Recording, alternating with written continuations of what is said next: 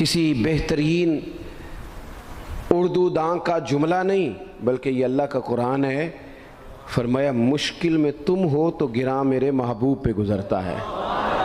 حضور تو جلدی کرتے ہیں تمہاری بھلائی چاہنے میں، کیوں؟ رشتہ بڑا گہرا ہے۔ النبی اولیٰ بالمؤمنین من انفسہم، فرمایا یہ وہ محبوب ہیں جو تمہاری جانوں سے بھی تمہارے زیادہ قریب ہیں۔ رسول کائنات صلی اللہ تعالیٰ علیہ وآلہ وسلم امت کے حق میں نرم دل رکھتے، نرم۔ لوگ سمجھتے ہیں شاید کسی کا بھلا یہ ہوتا ہے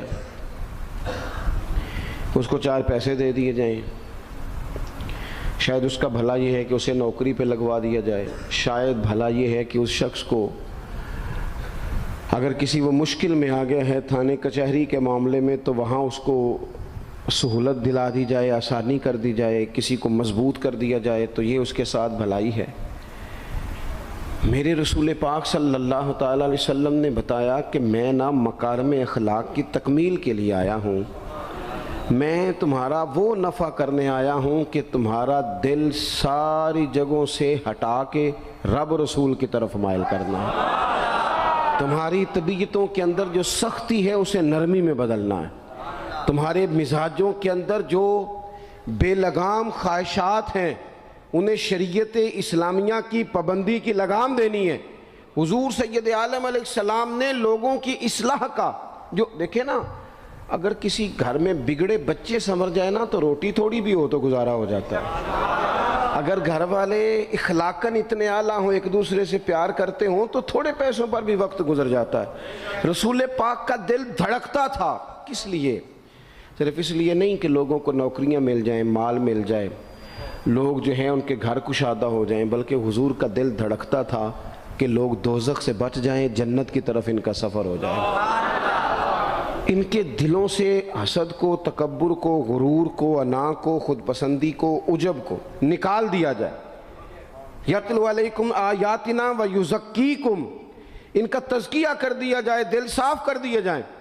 رسول پاک صلی اللہ علیہ وسلم احساس کے ساتھ جاتے ہیں۔ ہمارے ہاں نا تبلیغ ہوتی ہے لیکن اس میں درد نہیں ہوتا، اللہ ماشاءاللہ اچھے لوگوں کی بات نہیں کرتا۔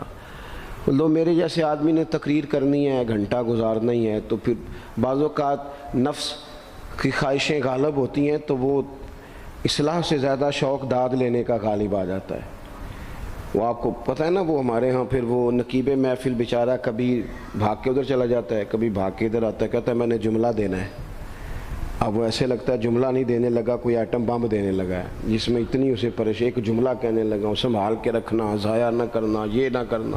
وہ تو جملہ رہنے دے، تو آیت دے ہمیں کوئی قرآن پاک کی، تو ہمیں کوئی حدیث پاک سنا، تو اس حدیثی بات کر، یہ تو مطلب۔ اور پھر وہ داد کا اتنا شوق کہ جب تک سارے ہاتھ نہ کڑھیں، جب تک شمال جنوب والے نہ بول پڑیں تب تک بات نہیں ہوگی۔ یہ کیسی بات ہوئی؟ اصلاح کے اندر تو آپ کا درد آپ کی زبان سے زیادہ اثر رکھتا ہے۔ اقبال کہنے لگے کہ بات جو دل سے نکلتی ہے اثر رکھتی ہے، پر تو نہیں، پر طاقت پرواز مگر رکھتی ہے۔ وہ تو اڑتی ہے، وہ تو اس کی تو پذیرائی ہوتی ہے، اگر بات دل سے نکل رہی ہے تو۔ عزیز بھائی یاد رکھیے گا، حضور سید عالم علیہ السلام درد دل کے ساتھ دعوت دیتے لوگوں۔ 10 دن حضور نے طائف میں قیام کیا ہے، ایک بندے نے بھی کلمہ نہیں پڑھا، الٹا انہوں نے روڑے مارے، تکلیف دی۔ حضور واپس آ رہے ہیں، صحابی ساتھ ہیں، باغ میں بیٹھ گئے، اتنی صحت مبارک پر انہوں نے معاذ اللہ تعالیٰ سنگ باری کی کہ خون مبارک بہہ رہا ہے۔ فوراً عرض گزار ہوئے، یا رسول اللہ صلی اللہ علیہ وسلم آپ دعا کر دیں یہ تباہ ہو جائیں۔ فرشتہ بھی حاضر ہو گیا، حضور آپ دعا کریں یہ تباہ ہو جائیں۔ لیکن محبوب کے دل میں نرمی ہے نا امت کے لیے، اگرچہ یہ ساری امت دعوت ہے اس وقت، پر اس وقت بھی نرمی ہے۔ محبوب کریم علیہ السلام نے ہاتھ اٹھائے، صحابی کہتے ہیں میرے دل میں خیال آیا اب یہ تباہ ہو ہی، میری طرف دیکھیں جی، اب یہ تباہ ہو ہی جائیں گے، اب کوئی نہیں بچا سکتا انہیں تباہ ہونے سے۔ لیکن حضور نے کیا کہا اے اللہ انہیں ہدایت دے دے، انہیں پتہ ہی نہیں یہ کیا کر رہے ہیں۔ فوراً عرض کی یا رسول اللہ ایک نے بھی کلمہ نہیں پڑھا، ایک نے بھی کلمہ نہیں پڑھا۔ کبھی پتھر مارنے کے والے کے لیے بھی دل میں احساس ہوتا ہے، ہمیں تو کسی نے کچھ بھی نہیں کہا، کوئی گالی نہیں دی، کچھ نہیں کہا، پر ہم سخت کیوں ہیں بھلا؟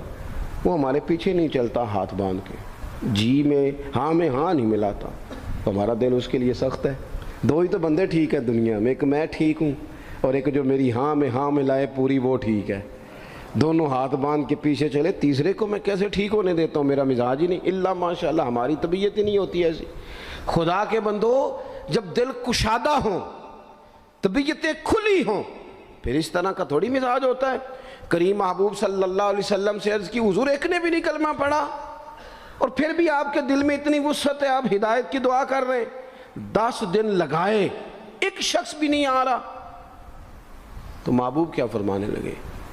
کریم فرمانے لگے، مجھے پتہ ہے انہوں نے تکلیف دی ہے، ایک نے بھی کلمہ نہیں پڑھا، جلدی نہ پریشان ہو جایا کریں۔ کچھ لوگ جلدی کچے جملے بوئے، ساڑی قوم نہیں ٹھیک ہو سکتی جی، ایسمو لگتا کچھ نہیں ہو سکتا دی، یہ نہیں ٹھیک ہو سکتے، فلانے نہیں ٹھیک ہو سکتے۔ شکوہ ظلمت شب سے تو کہیں بہتر تھا، اپنے حصے کی کوئی شمع جلاتے جاتے۔ اللہ کے حبیب صلی اللہ علیہ وسلم سے عرض کی، یا رسول اللہ صلی اللہ علیہ وسلم ایک بھی نہیں مانا اور آپ نے پھر ہدایت کی دعا کی۔ تو یہ میرے محبوب کا امید کا طریقہ ہے۔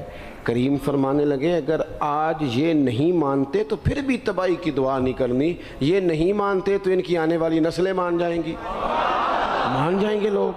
اپنے دل میں جب آپ نرمی لے آتے، ہمارے نا سینکڑوں نوجوان گناہوں میں چلے گئے ایک ایک علاقے سے۔ جو آدمی گناہ میں مبتلا ہوتا ہے نا، وہ سخت تکلیف میں ہوتا ہے۔ انسان کو جو چیز سب سے زیادہ ستاتی ہے وہ اس کی اپنی غلطیاں ہوتی ہیں۔ حدیث میں فرمایا، ما حاک فی صدرک، کھٹکتا ہے سینے میں، چبھتا ہے گناہ۔ یہ تکلیف دہ معاملہ ہوتا ہے، تڑپتے ہیں لوگ، سسکتے ہیں، لیکن روایتی انداز سارا جب ہماری مجالس اور محفل میں ہو جاتا ہے، کوئی نہیں وقت دینے والا، پیار کرنے والا، تھپکی دینے والا، بازو تھام، کوئی نہیں۔ ایک تقریر وہ ہے جو میں آپ سے کرتا ہوں، بس ٹھیک ہے گھنٹہ گزارنا ہے، تو وہ بھی کئی میری طرح کے لوگ ہیں جو جمعرات کو فیصلہ کرتے ہیں سویرے کیا بیان کرنا ہے۔ حالانکہ میری طرح کے جو چھوٹے ہیں وہ ہفتے سے ہی تیاری شروع کر لیتے ہیں تاکہ کچھ غور فکر کر کے قوم کے سامنے رکھا جائے، ضروری۔ اب ایک تقریر میں آپ سے کرتا ہوں، سمجھانے کے لیے عرض کرتا ہوں۔ ایک تقریر ایسی ہے جو خطیب صاحب آپ سے کرتے ہیں، اور خدا نہ خواستہ اللہ تعالیٰ معاف کرے، صرف سمجھانے کے لیے، اگر ان کو پتہ چل جائے کہ ان کا بیٹا کسی غلطی میں مبتلا ہو گیا تو پھر بھی اسی طرح ہی داد و تحسین کے لیے لاش پش کر کے تقریر ہوگی؟ نہیں، پھر یہ انداز نہیں ہوتا۔ پھر تو بچہ کو سامنے بٹھا کے باپ اپنی پگڑی اس کے پیروں میں رکھتا ہے، پھر تو ماں دوپٹہ پیروں میں رکھتی ہے، کہتی پتر میری کمائی نہ اجاڑ دینا، اور نہ پتہ چلا تو سگریٹ پینے لگ گیا، خدا خیر کرے، تیری مہربانی۔ سوتا نہیں، اس کا چہرہ پریشان ہے۔ اب بات آئی ہے نا، اب یہ وقت آیا تبلیغ کا، اصلاح کا۔ اسے منت کر کے سمجھایا، اس کو گزارش کی، اس نے کہا ابا جی غلطی ہو گئی تھی، آئندہ نہیں کرتا، پوری اس نے تسلی دی، پھر بھی نہیں سوتا۔ بچہ تو وعدہ کر کے چلا گیا، پھر بھی نہیں سویا، وہ اپنے کمرے میں چلا گیا اور اس نے مصلی بچھا لیا۔ کہا یا اللہ یہ میری عمر کی کمائی ہے، مالک اسے ہدایت دے دے۔ او بھائی جب تو اس انداز میں ملت کے ہر بیٹے کی اصلاح کرنے لگے گا، اور اس سے مراد صرف خطیب واعظ ہی نہیں، حضور نے ہم سب کے ذمہ لگایا تھا بلغ عنی ولو آیا، ہم سب کی ذمہ داری ہے لوگوں کے لیے، لوگوں کو قائل کریں۔ مجھے بتاؤ اپنی ذات کے حق میں قائل کرنا ہو تو کرتے ہیں کہ نہیں؟ ہوتا ہے نماز کی دعوت ہم کیسے دیتے ہیں؟ ہم کہتے ہیں پڑھ لیے کر نماز، اتنے پیسے کہاں لے کے جائے گا، یہی دعوت ہوتی ہے نا۔ وہ کہتا ہے تو نے اپنی قبر میں جانا اور میں نے، یہ تو ہے ہمارا دین کے حق میں۔ وہ محفل میں آنا اگر ٹائم ملا تو ٹھیک، یہ ہے دین کے حق میں۔ اور جب اپنی باری آئے، کسی سے 50,000 روپے چاہیے تھے، فون کیا اس کو، ملنا تھا، وہ کہتا حکم کریں، کہتے نہیں ٹیلی فون والی بات نہیں، کہتے میں تو 2 بجے ملوں گا، تو 2:30 بجے مل، پر میں مل کے کرنی ہے۔ پھر جاتے ہی اس سے 50,000 مانگا نہیں، پہلے منت کی، دکھ سنایا، پھر اسے ثابت کرایا کہ تیرے علاوہ دینا بھی کسی نے نہیں، سارے غلط بندے ہیں، تو ٹھیک ہے معاذ اللہ۔ پھر اس کو یہ بھی ثابت کرایا وقت پہ واپس کر دوں گا۔ اتنی ساری گزارش کر کے رو دھو کے جب وہ پورا قائل ہو گیا تو آخر میں کہا مجھے 50,000 صحیح کہہ رہا ہوں؟ ہاں نہ تو کرو نا، چلو ہلکا سا ایسے ایسے تو کرو نا، ہوتا ہے کہ نہیں ایسے؟ او بھائی اپنے حق میں قائل کرنا تھا تو تجھے سارا طریقہ آتا تھا، اور رب رسول کے حق میں قائل کرنے کا تجھے طریقہ ہی نہیں آتا، تجھے پتہ ہی کوئی نہیں کہ کیسے قائل کرنا ہے۔ اپنے لیے تو نے قائل مائل کرنا تھا، سارا پتہ تھا، سب خبر تھی کیسے منانا ہے، اور کسی کو مسجد کے لیے منانا تھا تو کہتا ہے جی میری کو مانتا ہی نہیں، میری کون سنتا ہے۔ آپ جب تک اس درد سے، زازان نام کا ایک گویہ تھا بغداد میں، گاتا تھا، آواز بڑی سریلی تھی، بڑے لوگ اس کے گرد جمع ہو جاتے، حضرت عبداللہ ابن مسعود